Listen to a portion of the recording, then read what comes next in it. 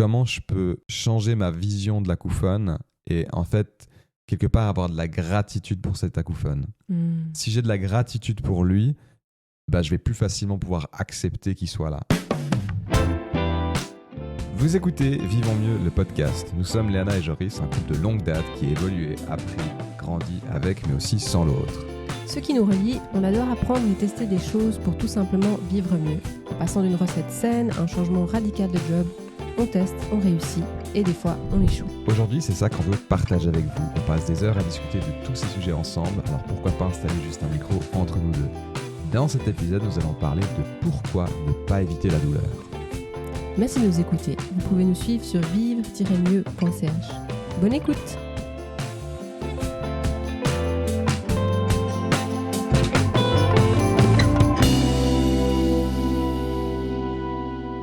Alors, drôle d'épisode, quand on entend le titre comme ça, on se dit, mais douleur, pourquoi ne pas l'éviter?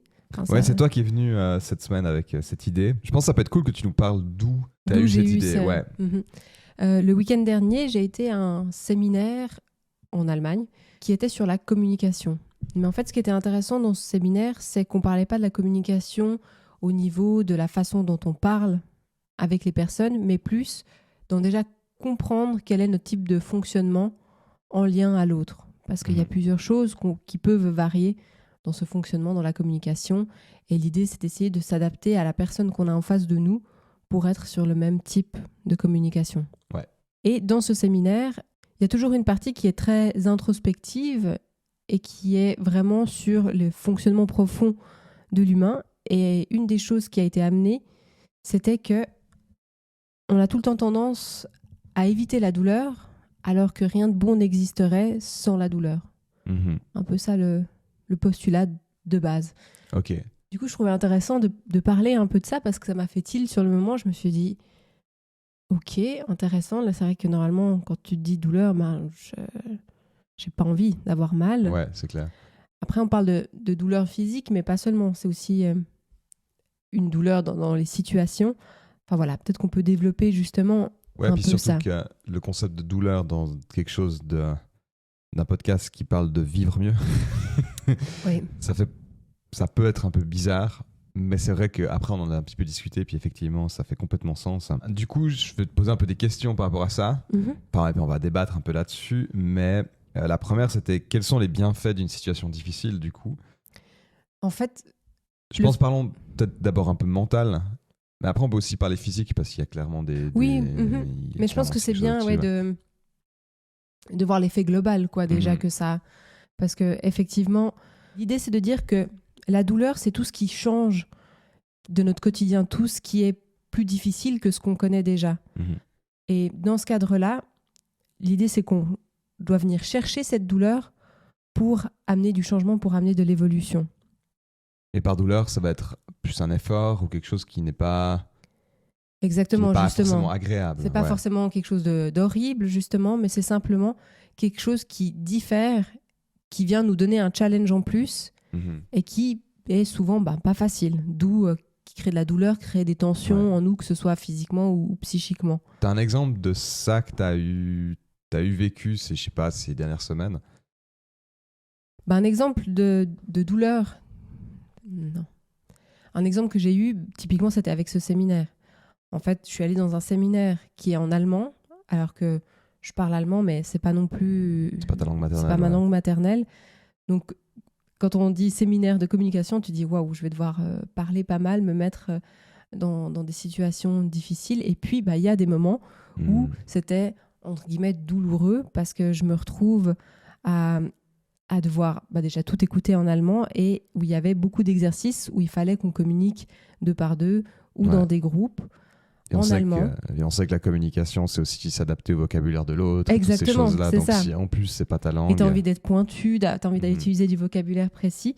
Donc, c'est vrai que j'ai ressenti une certaine douleur dans le sens que dans les moments où on disait « Ah bon, on va faire un exercice », je me dis « toujours un peu c'est pas envie d'y aller et puis de dire ça va être difficile et de sentir que ça me stresse un peu, que ça m'angoisse parce que mine de rien, même si on essaie de faire abstraction du regard de l'autre, tu te retrouves quand même dans une situation où la personne, tu sais qu'elle va se dire mais pourquoi est-ce qu'elle parle comme ça. Enfin, Ouais, exact. donc faire abstraction de tout ça. Mais ça crée une certaine douleur. Donc le stress, le fait de... Une frustration aussi. Une frustration, la fatigue. Mais sans cette situation de douleur, sans sortir de ma zone de confort, j'aurais pas appris les choses que j'ai appris. J'aurais pas pratiqué en plus l'allemand et j'aurais pas exercé la communication et eu des feedbacks positifs sur ma façon de communiquer aussi. Donc voilà, ça c'est un petit exemple où justement c'est pas une douleur extrême. Après on pourra voir aussi avec des choses plus graves qui nous arrivent dans la vie. Mais c'est de dire que vraiment on a envie de chercher presque ces situations dans le quotidien, des situations où on vient sortir de notre zone de confort pour amener de l'évolution. Parce qu'en fait, sans ça, c'est impossible d'évoluer. On est obligé. Ouais, puis on est vite dans un état un peu végétatif parce qu'on fait toujours la même chose. Ouais, c'est une discussion que j'ai avec beaucoup d'artistes et plus particulièrement de musiciens ou producteurs comme je fais moi, où j'en parlais là récemment avec un pote, puis il me disait, mais ouais, moi, quand je commence à comprendre mon workflow, ma façon de travailler, c'est là que j'ai plus plaisir. Puis, je comprends assez bien, ouais, quand tout d'un coup, ça devient automatique, c'est plus du tout intéressant. Ouais, intéressant. Et du coup, forcément, tu vas essayer de casser ça pour que ça reste à chaque fois nouveau et attrayant, en fait. Donc, au point de te dire, ah ben tiens, avant, je faisais comme ça, maintenant, je vais changer complètement ma façon de faire. Ce qui fait que mes skills, je les connais toujours, tu vois, le métier, je le connais toujours, mais ça fait qu'à chaque fois, je vais me poser la question de pourquoi je fais quelque chose, parce que c'est plus tant intuitif que dans l'ancien système. Et forcément, ça, c'est une façon d'inclure une sorte de douleur, parce qu'évidemment que c'est super frustrant au début, mais en même temps, je pense que c'est là un peu les bienfaits qu'il y a derrière, c'est que c'est frustrant, mais en même temps, c'est nouveau. Et ça permet d'avoir une autre perspective de ce qu'on est en train de faire. Exactement. Et ouais, là, c'est dans un truc assez, quelque part, agréable. Mais avant ça, je trouve que c'est important de parler aussi du danger de trop chercher la douleur, qu'on retrouve particulièrement dans le sport, le fitness, le try-hard. Bah là, tu l'as vraiment dit, ce qu'on cherche, c'est ce sentiment de satisfaction. Quand on se met dans la douleur, on vient ensuite dire « Ah, j'ai réussi, je peux être satisfait de ce que j'ai fait ». Mais ouais, l'autre, c'est d'être constamment en train de chercher ça. Que ça soit, effectivement, on peut le dire en sport, mais que ça soit aussi dans un contexte de travail et d'être toujours dans ce terme qui est vraiment le try hard, d'être toujours à chercher la difficulté, etc. Parce la performance, c'est sortir tout. Puis ça, c'est pas bon non plus. Enfin, c'est pas bon, on est qui pour juger, mais quelque part, ça a pas mal d'effets assez négatifs.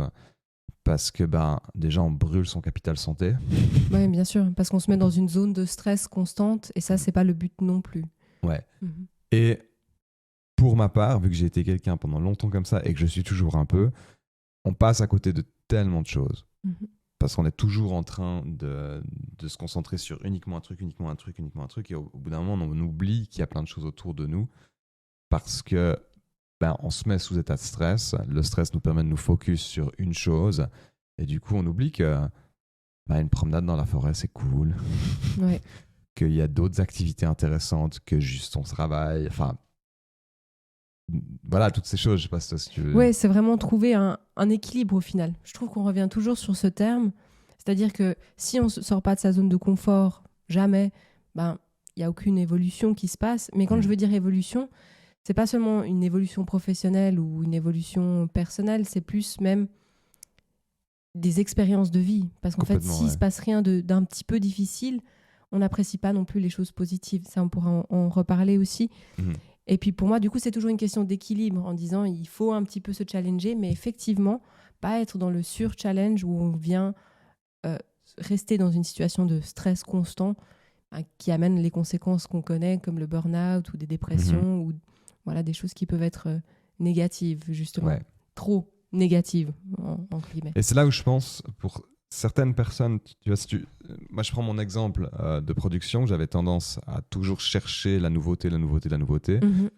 En fait, ce que j'ai besoin, c'est d'être stimulé par quelque chose de nouveau. Mais il n'a pas besoin d'être uniquement dans mon travail, en fait. Je peux avoir un travail qui est plus stable parce que je le gère, mais mettre de la nouveauté ailleurs. Oui, exactement. Et je sais pas, commencer un cours de quelque chose, comme un temps on faisait de la voile, en régate, je trouve ça super parce qu'il y a plein de nouvelles choses, etc. Et ça me calmait dans mon travail de me dire, ben, en fait, je suis expert dans ce que je fais et j'ai pas besoin de toujours chercher de la nouveauté, voilà, ça fait 10 ans que je fais ça, enfin 15 gentiment. Je peux me permettre d'apprendre quelque chose d'autre, d'être complètement naïf sur une nouvelle chose et par contre me mettre dans une situation difficile parce que j'y connais rien et que j'ai un statut. Je trouvais ça, c'est un truc qui est intéressant, c'est qu'il y a aussi cette espèce de statut d'autorité, tu sais. Oui, là où tu as ton expertise. Exact. Donc, et quand tu es uniquement. Enfin, quand ton temps représente. Quand la majeure partie de ton temps représente toi sous forme d'une autorité haute, ben. En fait, quelque part, ça fait du bien d'être aussi dans une autorité basse. Ouais, ça faisait du bien d'aller à ce cours de voile et de se faire engueuler parce qu'on comprend rien. Exact. Et en plus, la voile, ça gueule. Hein. Donc, d'arriver et puis tout d'un coup d'appeler ça une corde et vraiment te chie à la gueule en disant non, c'est un boot. Puis t'es là, mais ça fait 2 jours que je suis là. Enfin, c'est ma 2e fois. Et en fait, ça fait du bien. Parce que d'un coup, tu te rends compte que bah oui, tu sais pas, il faut apprendre, etc. C'est pas facile. Mais du coup, quand tu arrives à ton job, que toi tu connais, que ça fait longtemps que tu fais ça, ça fait aussi du bien de te dire, bah tiens, moi là, je suis expert et dans l'autre, pas du tout. Oui, et pourquoi ça fait du bien? C'est pas un truc masochiste, mais c'est simplement, tu savais pas, maintenant tu sais. Il y a aussi, voilà, de nouveau ce sentiment de satisfaction. Bah, d'apprentissage, en fait. L'apprentissage est hyper intéressant. Le fait d'apprendre, c'est aussi de se mettre dans une situation difficile. Moi, il y avait un autre truc. Donc là, on a parlé plus de ce point de vue développement. Oui, la douleur dans le sens. Il y a aussi la douleur physique. Clairement, la douleur physique. Ben, on parlait de la méditation quand on avait fait à notre retraite, où pendant 2 jours, tu fais que méditer avec des sessions de 1h30, 2 heures où tu es assis sur un banc. Ça fait mal partout. Et ben, tu dois passer au-delà de cette souffrance parce qu'en fait, c'est juste ton corps qui a mal, mais c'est tout. Oui, exactement. C'est une sorte de passer au-dessus de la douleur, clairement. Ouais. Complètement. Là, pour moi, on vient un peu plus à cette douleur presque plus profonde dans la vie, on va dire, qui est cette douleur physique et même cette douleur des événements qui t'arrivent, qui peuvent être difficiles et que tu dois surmonter. Mais là, pour la douleur physique, c'est vraiment quelque chose qu'on veut toujours éviter. Et c'est vrai que dans beaucoup de pratiques spirituelles et méditatives, on va en quelque sorte venir chercher cette douleur. Et c'est justement pas pour ce côté « Ah, waouh, la douleur, ça fait du bien ». Non, bien sûr. Là, on lâche ce côté performance même, on lâche ce côté développement et évolution. Mais il y a vraiment de se dire, en fait, si on arrive à laisser la place à ce qui est, parce que dans la vie, on ne choisit pas ce qui nous arrive. Il y a des beaux moments qui nous arrivent, il y a des moments plus difficiles. On peut avoir un accident, on peut avoir tout d'un coup notre corps qui est plus utilisable ou une partie de notre psyché qui est plus utilisable. Et ça, on ne choisit pas. Mais du coup, comment est-ce qu'on fait pour quand même continuer à vivre et apprécier la vie si une telle douleur nous arrive ? Et c'est ça qui est intéressant en fait dans la méditation, quand on fait des longues méditations et qu'on reste avec la douleur. C'est pas pour avoir mal et puis se flageller et puis dire ah t'as vu comme c'est cool. Mais c'est juste de sentir qu'en fait tout est passager, que la douleur elle existe mais elle bouge. C'est-à-dire que ça c'est très intéressant quand on fait cet exercice d'être assis pendant 2 heures. On sent que ok on a mal, mais tout d'un coup on sent qu'on a mal au genou. Après on a mal au dos.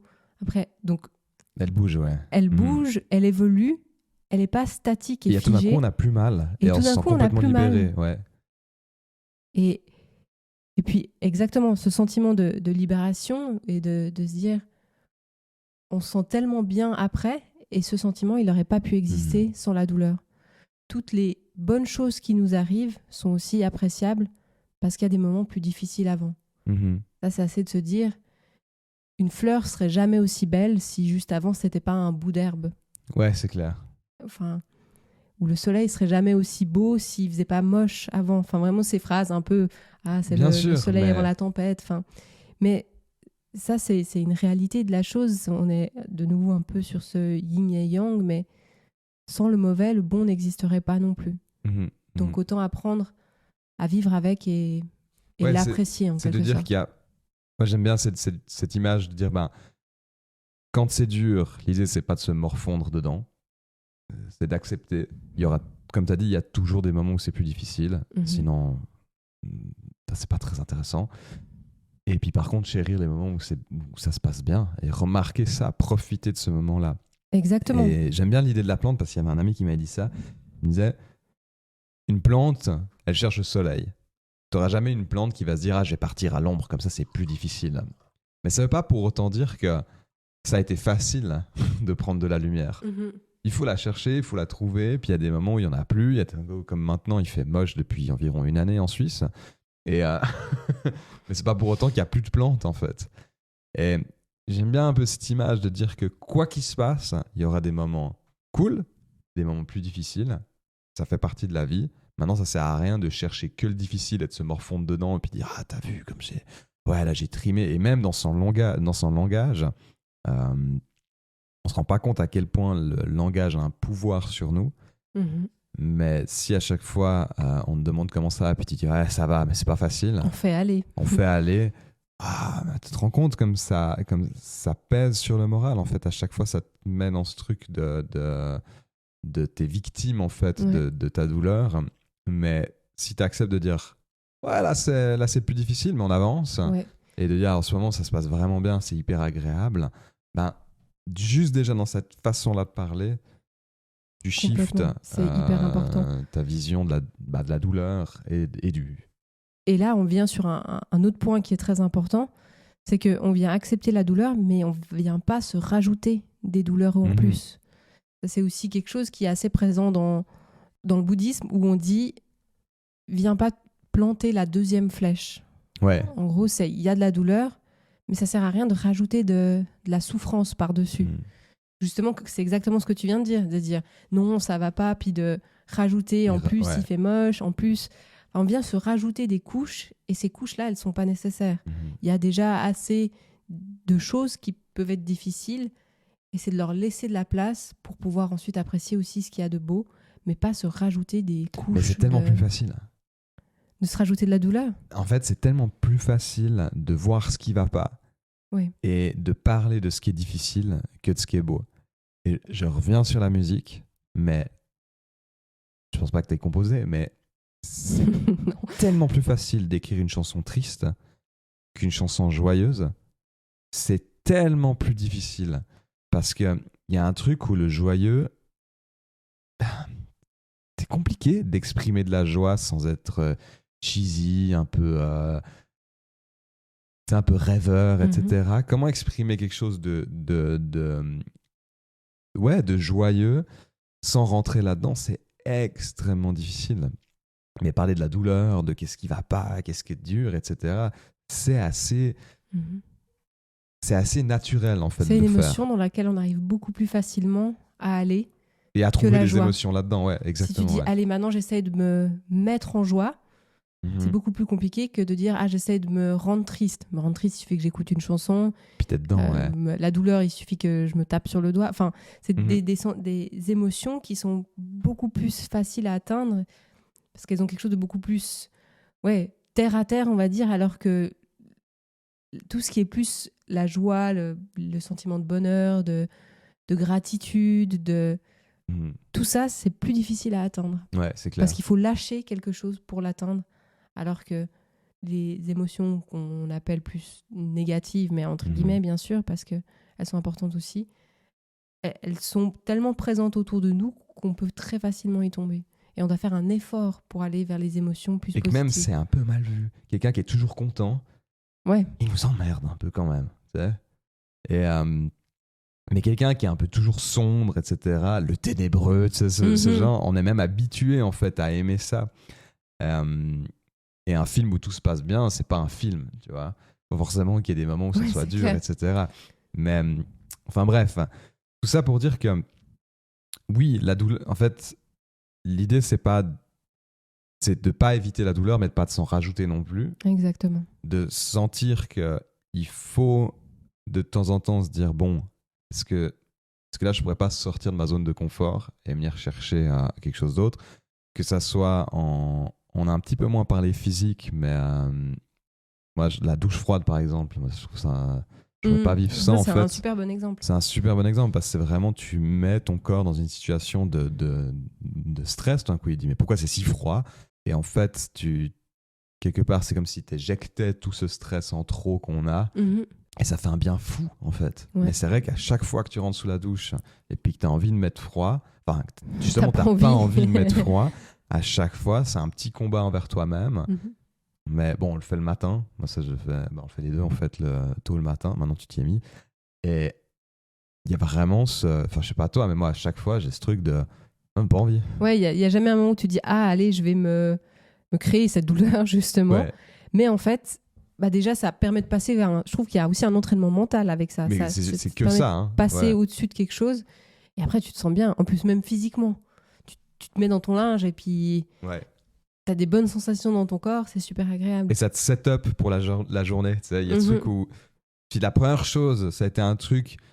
Que t'as réussi... Que t'avais pas envie de faire. Et puis finalement, t'as pu surpasser ton mental pour le faire. Et après, t'y étais bien. Parce que c'est pas comme si après, on était genre hyper mal. Non, on est bien. Donc il y a vraiment une cause à effet. Ça fait que sur le reste de la journée, tous les trucs qui sont un peu durs à faire, en fait, t'es là... En fait, ça va. Ouais, je devrais y arriver. Il n'y a pas de raison. Voilà, il y a cette douleur physique-là. Je pense qu'il y a vraiment un monde... Parce qu'on fait pas mal de yoga, et dans le yoga, l'idée, c'est de jamais aller au-delà de son corps, de sentir un peu la limite. Mais là aussi, il y a un truc de... Ça doit pas toujours être facile. C'est juste sentir la limite, sentir ce que son corps est capable de faire et pas forcément l'amener plus trop loin, mais quand même l'amener un petit peu plus loin. Et là aussi, il y a une jolie balance, en fait, à trouver. Mais c'est vrai que dans le sport un peu plus moderne, on va dire, le fitness c'est hyper moderne en soi. Hein. Ouais.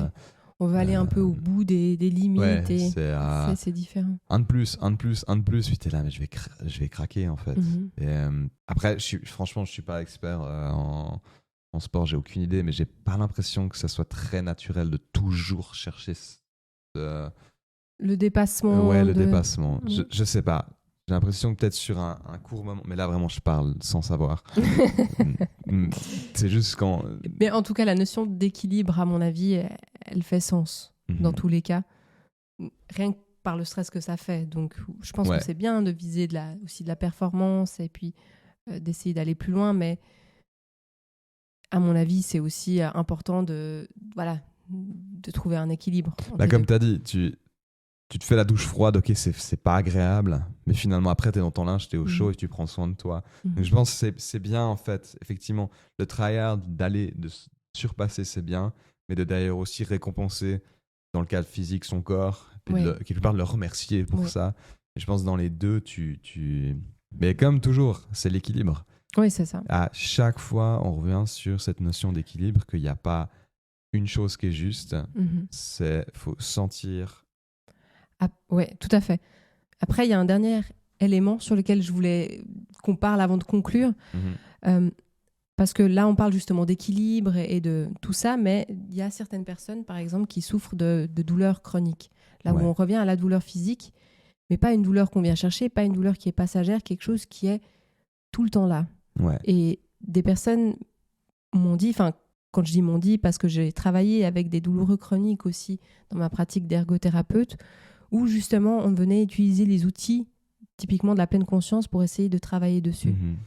Et même chez des personnes qui ont des douleurs chroniques, donc des douleurs qui sont quasiment tout le temps là, il y a des moments où elles sont quand même pas là ou moins là, et où il y a ce sentiment de bien-être si on accepte aussi à justement se dire en fait il y a des moments où ça va mieux. Et pas se rajouter cette souffrance. Ça, je trouvais important aussi de... Et que ça fait partie de soi. Exactement. Que ça fait partie de soi, que oui, il y a plein de moments où la douleur est là, mais il y a quand même quand on a une douleur chronique, même quand on a une incapacité physique, un handicap qui est là, il y a toujours des moments où ça varie malgré ça. Moi, je peux relater de ça avec mes acouphènes. Donc, j'ai des acouphènes depuis longtemps maintenant qui sont forts. Donc un acouphène, c'est un sifflement qu'on a dans l'oreille. Pourquoi j'ai ça ? Parce que j'ai pris trop de sons dans ma vie. Fait beaucoup de concerts où des fois on peut pas toujours contrôler le volume qu'il y a sur scène. Des fois on peut, mais on le fait pas. C'est juste à force ça a un peu flingué mon oreille et j'ai un sifflement constant, spécialement à droite. Au début c'était très dur parce qu'on se réveille un matin, il y a le sifflement, comme on a tous eu après une grosse soirée en boîte de nuit ou concert. Et normalement, il part. Sauf que là, il n'est pas parti, puis il est resté, puis il est toujours là. Et c'est douloureux. C'est douloureux parce que ça nous empêche de dormir. Parce que tout d'un coup, on entend ça, puis on se dit, ah, mais je peux pas dormir, en fait. Enfin, ça te fait cogiter, en fait, tout le temps. Parce que tu te dis, ah, j'ai flingué ma vie. Ouais, je vais avoir ça toute ma vie. En fait, c'est toutes les pensées qui te créent presque plus de douleur que... Et c'est exactement ça. Ouais. Et ça m'agaçait dès que j'entendais un bruit trop fort, ça m'énervait. S'il y a une moto qui passe avec un gros pot d'échappement, j'ai juste envie de tuer le type. Et j'ai encore un peu ça, mais ça va mieux. Faut que j'éternue loin de lui. Ouais, c'est ça. Non, en fait, ça me fait mal. C'est vraiment une douleur. Bien sûr. Mais à force de tout ça, de la méditation, de la pleine conscience, je me suis dit, il ne faut pas que je voie ça comme une tare que j'ai, mais plutôt comment je peux changer ma vision de l'acouphone et en fait, quelque part, avoir de la gratitude pour cet acouphone. Si j'ai de la gratitude pour lui, je vais plus facilement pouvoir accepter qu'il soit là. C'est un peu bizarre, hein, mais c'est la même chose que ce que tu disais avant. Tout à fait. Du coup, je me suis dit, quelle chose positive j'ai à avoir un acouphone. Je me suis dit, la première chose, c'est que du coup, je prends soin de mes oreilles.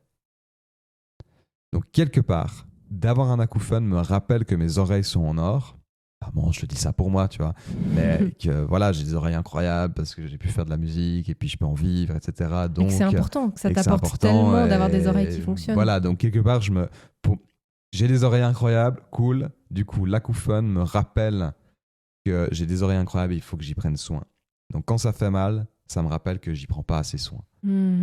Quand tout d'un coup ça siffle la nuit, je me dis, ah, tu sais quoi, je crois que aujourd'hui, j'ai pas assez respecté le volume de ce que j'écoutais ou de me préparer des temps de pause pour laisser mes oreilles se reposer, etc. Et du coup, je me dis, je ferai mieux demain, c'est un petit rappel. Et du coup, à chaque fois, c'est genre quelqu'un qui te tape dans le dos qui dit, t'as pas fait... Ouais. Au final, pu faire mieux, quoi. Cette douleur, elle te permet d'apprécier encore plus ce que t'as qui fonctionne. C'est tes oreilles qui fonctionnent quand même, qu'il y a des moments où ça siffle moins, où tu les entends moins, et tout ce qu'elles te permettent de faire. Et là, de nouveau, cette douleur comme guide au final vers quelque chose de... Ouais, parce que attention, c'est pas parce que j'ai des acouphone que j'entends plus rien. Ouais. C'est mon ouïe. Je crois même que j'ai pas perdu beaucoup d'ouïe. Les acouphone, c'est très bizarre comme concept, hein. Mais j'ai pas perdu de capacité auditive. Ouais, c'est juste que ça siffle. Enfin voilà, donc comme quoi là, dans les douleurs plus compliquées, après c'est un acouphone, hein. Je pense bien qu'il y a des gens qui... Oui, bien sûr. Mais il faut jamais négliger la douleur d'une personne. C'est pas parce que c'est quelque chose qui objectivement paraît petit qu'elle le vit pas de façon aussi horrible que d'avoir une jambe en moins. Il faut jamais réduire la douleur de... Du moment que tu arrives à faire en sorte que tes pensées se calment par rapport à cette douleur, et que tu vois pas cette douleur comme justement un clou qu'on te plante, c'est genre, tu vois, j'aurais très bien pu changer mon truc, et c'est ce que j'avais au début, de me dire, t'as vu, t'as pas fait gaffe, et maintenant tu payes. T'as été trop fort avec ton ampli, t'as été trop près de la batterie, maintenant tu payes. Et non, justement pas, c'est tout l'inverse qu'il faut avoir. Donc si on arrive à changer cette façon de voir la douleur par rapport à soi, c'est déjà beaucoup plus agréable parce qu'on n'a pas toutes ces pensées qui nous fument. Ouais, c'est ça. Mais je pense que là, on arrive vraiment sur... ce qu'il faut en conclusion, c'est changer le narratif qu'on raccroche à la douleur, c'est-à-dire changer ses pensées ou en tout cas les observer et mettre de la distance. Et pour ça, on en a pas assez parlé, l'outil de la pleine conscience ou de la méditation peut aider pour vivre avec cette douleur et mieux apprécier les moments qui suivent aussi, qui sont plus agréables. Et la deuxième chose qu'on a évoquée plus tôt en début, c'était cette idée d'équilibre, justement. De dire, la douleur, ça peut être intéressant dans le sens le challenge, mais il faut aussi trouver un certain équilibre à ce niveau-là. Mais sans challenge, pas d'évolution. C'est la fin de cet épisode, j'espère que ça vous a plu. Vous pouvez nous retrouver sur notre site internet qui est vivre-mieux.ch. Il y a la section podcast où il y a tous les épisodes. Et si vous voulez commenter cet épisode en disant « Ah, j'ai adoré » ou « C'est bizarre, moi je pense que dans ce cas-là, c'est pas vrai » et puis en débattre, ça peut être très intéressant. Vous pouvez nous laisser une note sur Spotify et aussi Apple Music. Je crois que vous pouvez même commenter l'épisode sur Apple Music. Enfin bref, Et puis vous pouvez nous suivre aussi sur Instagram, sur vivre-mieux. Et on se retrouve du coup la semaine prochaine pour un nouvel épisode. À la semaine prochaine. Ciao. Ciao.